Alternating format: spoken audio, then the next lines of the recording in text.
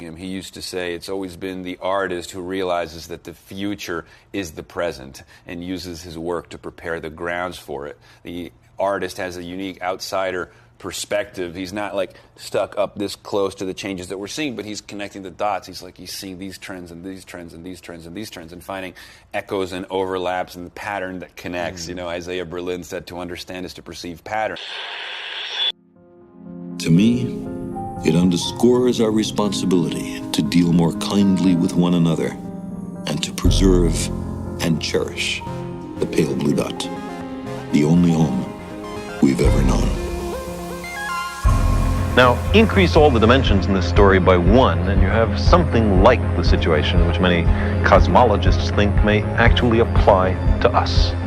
We are three-dimensional creatures trapped in three dimensions. We imagine our universe to be flat in 3 dimensions, but maybe it's curved into a 4th. We can talk about a 4th physical dimension, but we can't experience it.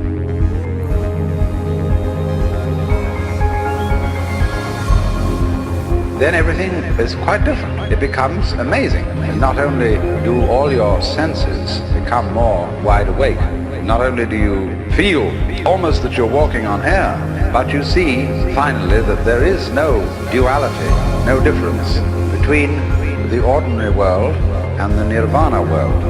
They're the same world, but what makes the difference is the point of view.